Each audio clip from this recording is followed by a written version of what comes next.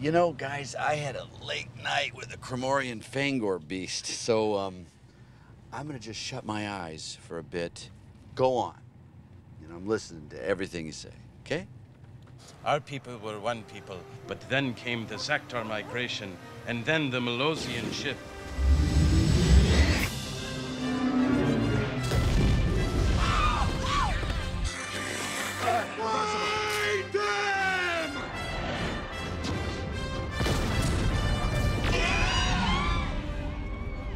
You know, we kept tweaking things with the technology of that time to make Sarris a more credible monster that you would find on a good episode of a Star Trek movie, to make the spaceship really evil, to try and cinematically make it at least the equivalent of one of those straight, dramatic science fiction movies. I can't give enough credit to the set, and the production design was great.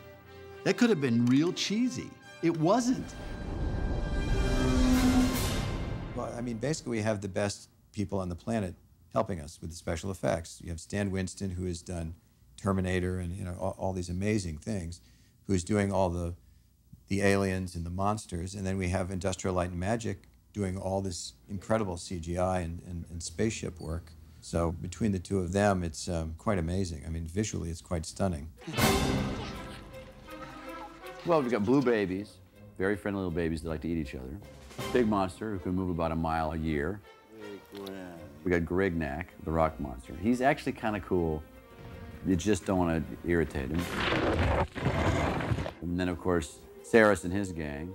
In terms of Stan Winston, who has created the creatures, his work just speaks for itself. From all of the things he's done, from gorillas in Congo to the dinosaurs in Jurassic Park, to, you know, he's really done it all.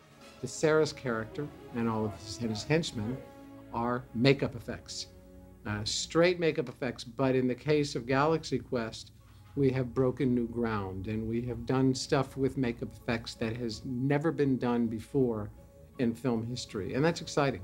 It's a makeup effect, and it's an articulated face, but it's an actor-driven articulated face. Everything that Robin Sachs does is what this face is doing. Patience, Lieutenant. I knew that it would be a full head. Patience.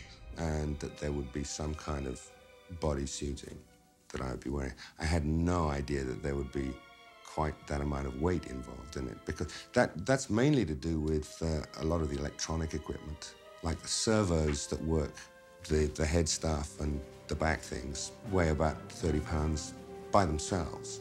Quite an imposing villain. Fully articulated head, so it tends to be very scary. I see fear. That is expected. Ah. They bring a new commander. It's good. Here I are mean, you know, my it looks... demands. And if I do not hear what I like... Real. Then All there these will elements. The be set could have been cheesy. It wasn't. The whole set moved. It was, I don't think they'd do that again, because it almost killed us. But instead of moving the camera, pivoting the camera, the whole $3 million set moved around. It was unbelievable. Special effects guys going, yep. First time anybody's ever built one of these. Could you possibly try not to hit every single one? The gimbal, which was sometimes very frightening, at least all we had to do was what was real, which was hold on. Because that's the worst, you know, like having 5 actors try to act like we're all falling at the same time. But it does it for us. Like a 7.0 earthquake. That's what it feels like. Rather than just have a camera do this, yeah, just a little shake move. They decided to make the whole damn thing move. It was like a roller coaster ride. So when you seen us getting thrown all over the place, this thing was banging, shaking, and I mean, they put a little bit of work into that. I mean, one time it even actually bust the frame.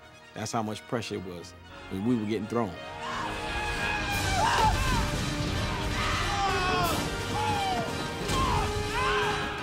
These were the top of the line special effects artists in the industry. It was really smart to spend the money there because you wanted to have that juxtaposition. That's what sells the story. That's what makes it believable as a 15-year-old TV show colliding with the future in outer space. The bad television show when we're shooting it. This was the best day on the set for me. I think we shot all that stuff on one day. Yeah. No, we did. We shot it in half a day, actually. We shot it at the speed that you would normally shoot that on a television series. It was the best. Yeah. It was a soundstage with, like, what, 6 sets. It had the, by Grabthar's hammer, flag. It had the papier-mâché rock. The fake chompers. And it was just, you know, for me, that was the magic day, because it was just like being on the set of these old shows that I loved, of either Trek or Lost in Space or any of these shows. We had the fake cycloramas, you know, the blue and the red. That's all they could afford. They had a blue cyclorama for sky and a red for Martian sky. You know? There was a cut I did, which didn't end up in the movie, where you could see off the set just a little bit. Yeah. In various areas. You did something brilliant, you told me, and I love this. You put sand on the dolly tracks just to give it that little rough, you know, you see that, and you see that in all those shows. They didn't have time. They had to get to the next setup. Yeah, we built purposely bad dollies, and we... So you made bad dolly tray, put a little sand for the There's a lot of stuff rumble. like that. But it actually is hard, because once you do it, it's actually sort of infectious. You want to make it worse and worse, and you can go too far, because then it becomes parody. Then it becomes parody. Because you want it to be, we wanted it to look just pushed slightly into the zone of maybe worse than Star Trek, but not so bad that it just becomes silly, that it actually could have existed. There was one take where it's during the fight scene. It's barely in the, you can barely see it in the thing, but Dean dollies and the tree falls over in the background, and he kept it. No, we tried to duplicate it on the next take, and we couldn't do it, because it looked fake. We had so little time. It was like having to do it on a very low budget. We did have, for that scene. We also shot on those film stocks, and went out of our way to distress the film stock. I mean, it was, you know, all of that stuff we did trying to recreate that time. It's actually incredibly fun to do that. Yeah, good printing.